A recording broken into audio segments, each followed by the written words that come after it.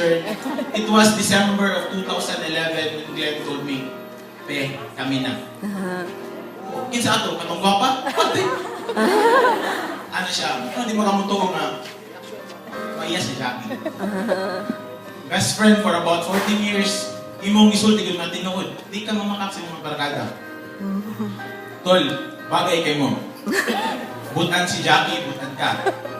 Bright si Jackie, bright ka. Guwapa si Jackie, bright ka. Ay, dili, ikaw lang ka. Guwapa lang ka. Again, after a year, it was late November when he texted me nga, "Ner, mag-propose na ko." Then after a couple of days, nagkita me. Kumusta yung proposal? Wala, Ner, nadayon. Ano man? Late ko, naka-file with leave. Ikaduha, laghay nag-file with leave. Ikatulo, lain kung ibutang sa reasons for leave, I'm going to propose. Sumato. And then, time decides. Ay, as the header, sorry ma'am. It was time decided, it was mid this year when he texted me, short sentence, "Dude, I'm getting married." And from that moment, I know that my best friend will be at the altar and will be exchanging vows with his lovely bride. And then we are all witness to that.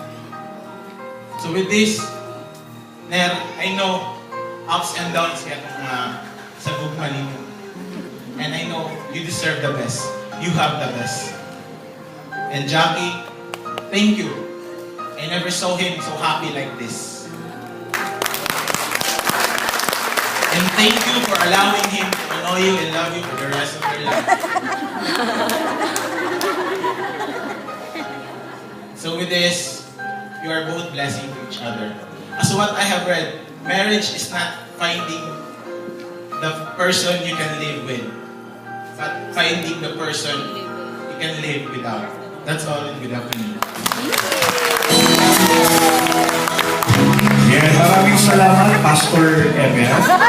Yan po ang best friend ng ating group. Dati nakakaalam.